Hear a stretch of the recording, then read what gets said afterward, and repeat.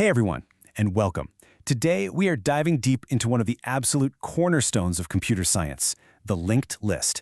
Seriously, this is a core concept, and it shapes how so much of the software we use every single day organizes information. So let's get into it and see what makes them tick. So here's what we're going to cover. First, we'll put linked lists head-to-head with their famous cousin, the array. Then, we'll actually dissect a linked list to see how it's built from the ground up. After that, we'll meet its different variations, understand where its real power lies, and finally, figure out exactly when it's the right tool for the job. All right, first things first. Let's talk about the central problem. Imagine you need to store a list of things.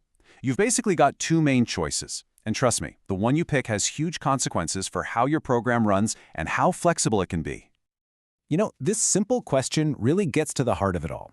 That fixed piece of paper, that's your array. You decide how big it is up front. All your items are stored neatly right next to each other. But that chain of sticky notes, well, that's our linked list.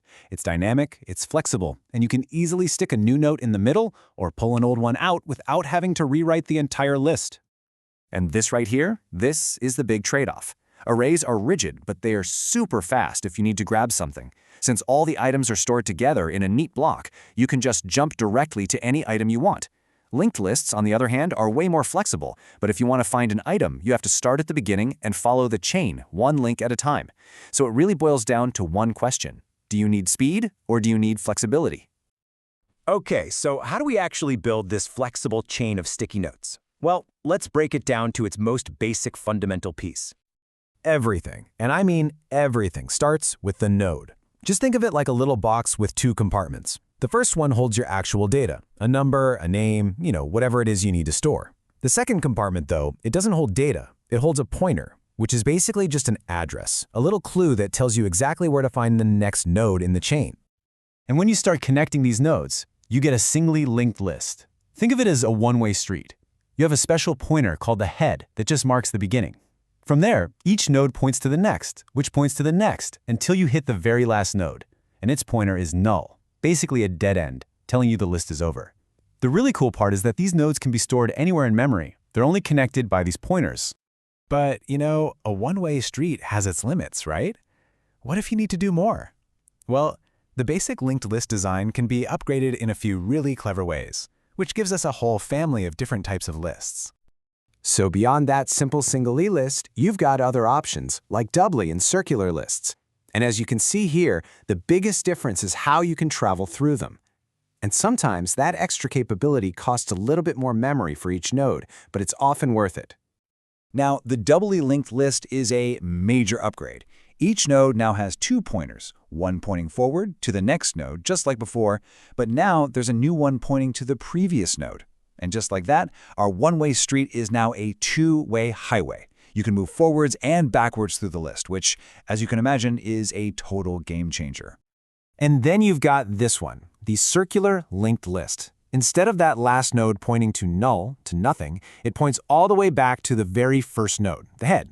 It creates a continuous loop. There's no real beginning or end. This is absolutely perfect for anything that needs to cycle through a set of items over and over again, like a music playlist on repeat or a task scheduler.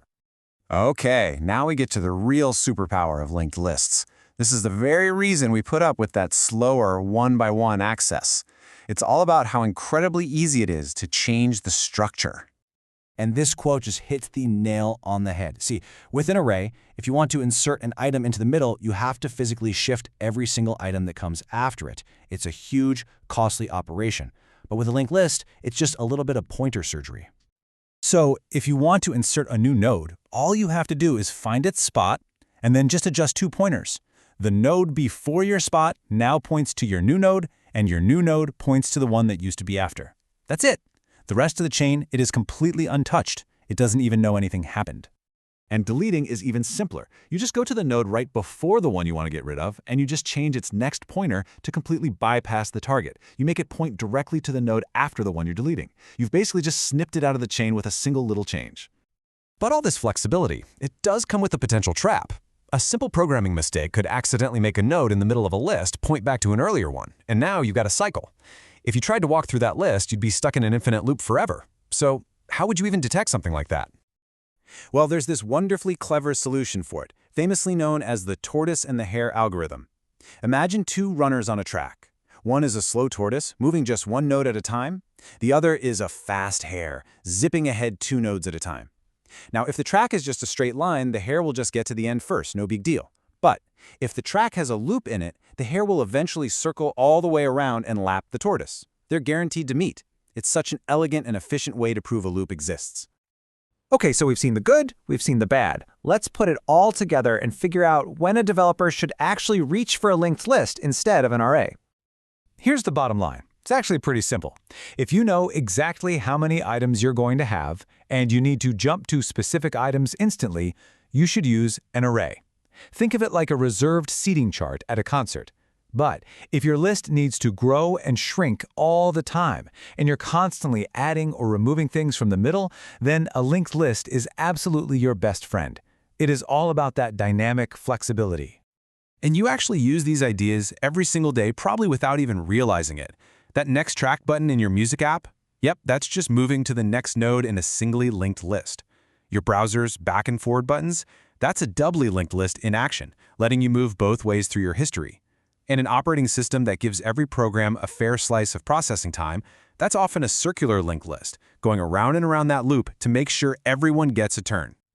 So, the next time you use an undo function, or navigate a photo gallery, or even scroll through your social media feed, just take a second to think about it. You're not just seeing features anymore. You're seeing the elegant, invisible chains, the linked lists that make it all possible. Keep an eye out for them. Thanks for diving into this with me.